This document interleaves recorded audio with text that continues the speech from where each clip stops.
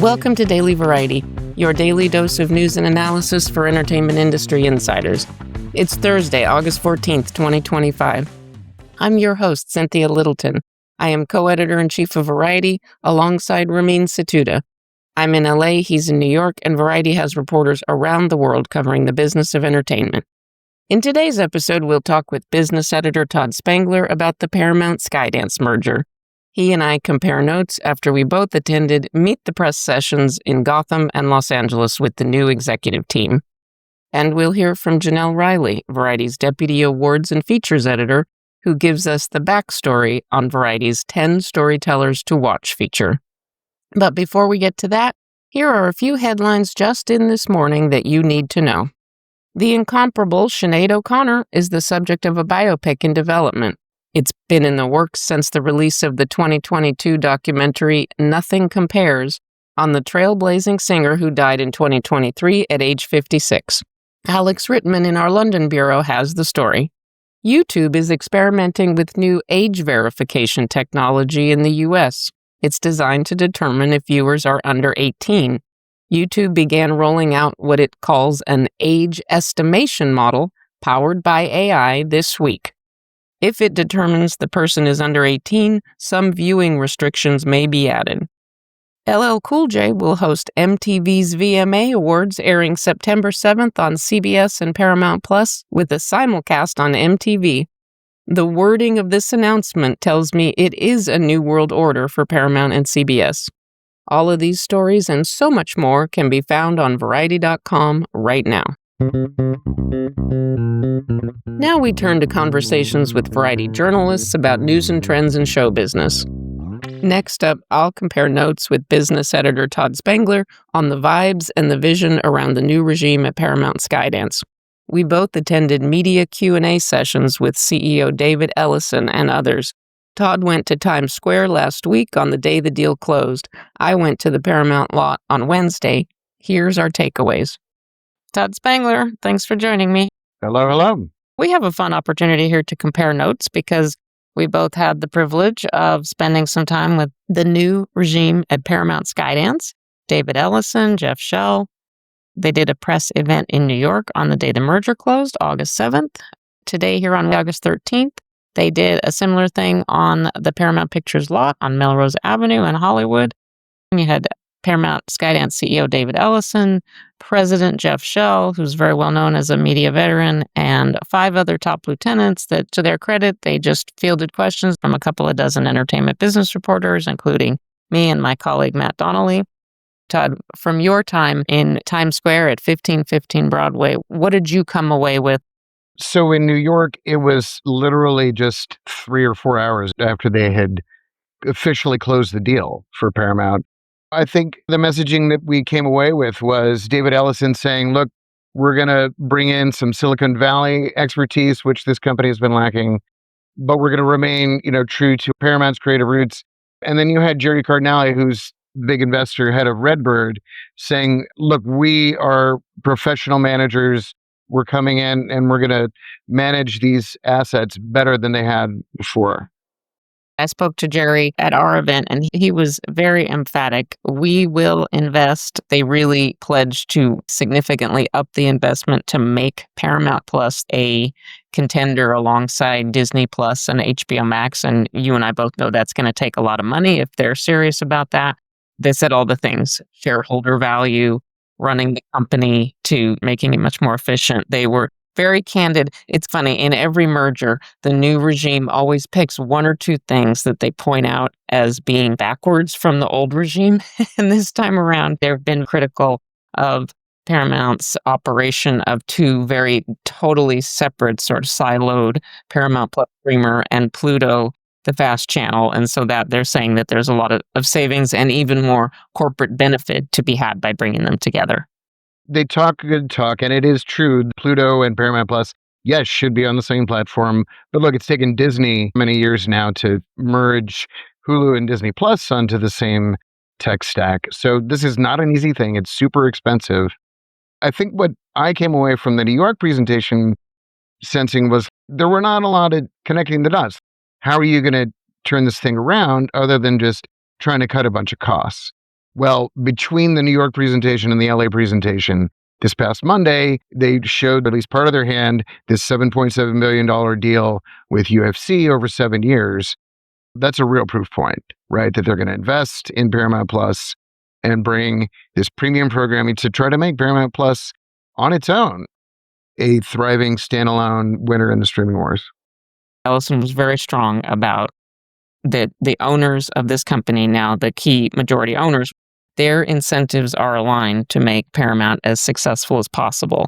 He pointed to the previous regime, the Redstones, had through supermajority shares, they had ironclad voting control of almost 80% of shares, so they could basically vote in what they wanted, but they had only 10% of the economic interest in the company.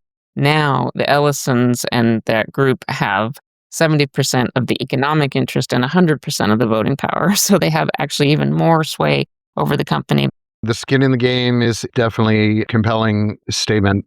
Another thing that stood out to me from our questioning was that they really, David Ellison and Dana Goldberg, who was going to have a very big hand in steering film and TV there, both made a very strong pledge to support family programming, truly programming for children. Obviously, they have Nickelodeon, they have a studio that does family features, but they both emphasize that this is a market that is very important to them. David Ellison has 2 young daughters at home. That is going to influence the way he pilots this company, no doubt. As a media company, to be a big player, you want to cover all the quadrants, and that's kids, sports, news, scripted, unscripted, everything. And all that takes is money, right? You could see the eagerness. You could tell that it's been a long slog, things that we've covered in depth throughout the last months here on Variety. You can tell that they are eager to get to work. And of course, while a bunch of us were sitting there eating our quinoa and salmon salads over there at Paramount, the company was making news in other realms. The stock went a little crazy. Todd, what happened? Yeah, no one is entirely sure, because on the day that they announced the UFC deal, the stock declined about 3.4%. So, that didn't seem to be something that retail investors were going to gravitate toward. But today, stock went up 36%. I mean, that's crazy. You had Jim Cramer of CNBC grasping for an explanation, and his only thought was it's a meme stock, which indicates that there are people or groups of people who are somehow promoting this on social media somewhere. You couldn't find a real source of who was promoting this stock in this way, but it definitely went up in volume today. These meme stocks usually seem to revolve around companies that are really, really in distress or extremely flimsy. And Paramount has its problems, but it truly has lots of hard assets. And that wasn't the only other headline that emerged while we were lunching and schmoozing with the executives. One investor, Mario Gabelli, made his feelings known in a lawsuit against former owner Sherry Redstone. That's right.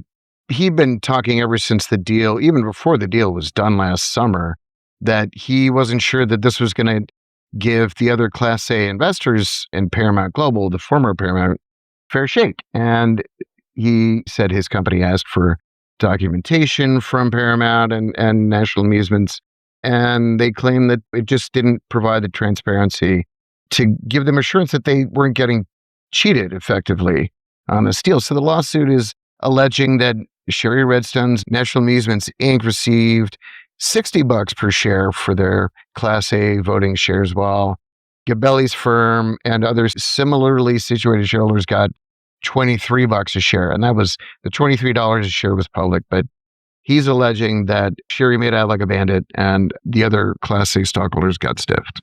Doesn't this stuff all have to be spelled out in black and white in these 3-inch thick SEC filings around these kind of deals? Or is there a wiggle room because National Amusements itself was private?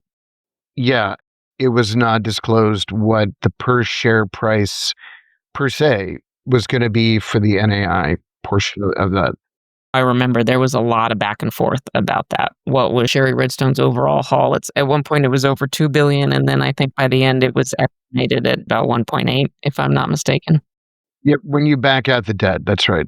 Well, never a dull moment covering the Redstones, even as they let go of their empire at the event that I attended. I'm just going to say it. The best dressed, hands down, George Cheech. A super cool salmon pink suit. He looked very Martha's Vineyard. CBS has been through a lot, is part of this merger. So here's hoping for brighter days for the Tiffany Network and other things. Todd, as always, thank you for helping us sort all this stuff out. Thank you. Next up, we'll hear from Jenelle Riley on how she assembled this year's very eclectic 10 Storytellers to Watch feature. Jenelle Riley, thanks for joining me. Hi, thank you so much for having me. Long-time listener, first-time participant on here. We published a feature this week, 10 Storytellers to Watch, and you were the person who assembled it. You spearheaded the recruiting and the scouting for it. Jenelle, what inspired this particular list? We've had so many like Oscar winners and big names come off our 10 directors to watch list, and we do 10 screenwriters as well, and obviously 10 actors. But, Storytellers is such a great word because there's so many unique ways to tell a story. So many different mediums, and you can do it through music, through words. Sometimes you can do it without any sound at all. So it was looking for people who are creative and interesting and telling stories in new ways. And that could be anything from composers to podcasters to playwrights to people who do all three of those things at once. Can you give me an example of folks on the list that you think epitomize this new freeform ability to be a creator that is not bound by discipline or genre? I was not super familiar with Wattpad, which is a site where authors can upload their stories. And one of our storytellers to watch, Ariana Godoy, got started by uploading a story to a website titled Mi Amor de Wattpad, My Wattpad Love, and developed a big following from there and is now, publishing her first novels that are also being made into films. We've done some interesting stories. What you realize is that there is such a content ecosystem in Asia. And the Webtoons, as you say, is not only a platform for aspiring writers, but also just literary scouts. Now you have a bellwether for how much people are reading, how much they're reacting to a story, how they react to different characters. Variety was on the cusp here because we had David J. Lee, who is the big boss of Webtoon Entertainment, one of the biggest publishers based in South Korea, but with increasing operations in Los Angeles. David J. Lee joined us at our entertainment conference at CES this year, and he was a guest on our Strictly Business podcast back in January. It's great that you tapped into Webtoons as a springboard for writing talent. Now I'm kind of addicted to that site. There's a lot of really great writing on there. There's so much talent out there. Where did you start in terms of scouting and narrowing the list of folks that you thought was worthy of inclusion? We start by asking for recommendations, from different people in the industry or just people we know. I reached out to publishing houses to see, who were the up-and-coming authors were. But a lot of it really is word of mouth. In fact, you gave me a great suggestion that ended up making the list. Thank you for including my suggestion. Jake Halpern is a very distinctive voice, and I've read his byline. I've heard his work on radio and podcast platforms. We had a lot of discussions about, what is a storyteller, Okay. and how it encompasses so much and things you might not have normally thought of. This year, we have Heather Christian, who is a theater artist who writes books, music, lyrics, also performs, does scores even for Adult Swim programs and for movies for other people, just a little bit of everything. And it's really fun. People can be hyphenates. Nobody feels like they have to be one or the other anymore. You can work on Broadway, and in your spare time, you can write for Adult Swim. It is very, very mobile time for creative talent, that is for sure. Well, all of this storytelling prowess is going to be celebrated next week, August 17th in Little Rock at the Filmland Festival. A number of the honorees will be able to join Variety there at a panel hosted by our very own chief film critic, Peter DeBruge. Yes. He's very excited to go to Arkansas. I was actually in Arkansas recently because the Bentonville Film Festival, which is done in conjunction with Gina Davis's Media Institute, is also in Arkansas. Jenelle, thank you for joining me to talk about this list. Absolutely. Thank you so much. As we close out today's episode, here's a few things we're watching for. Today in New York, Variety and Rolling Stone are hosting our 5th annual Truth Seekers event showcasing documentary content. We'll have highlights in Monday's episode. Variety is about to go on a big festival run for the rest of August.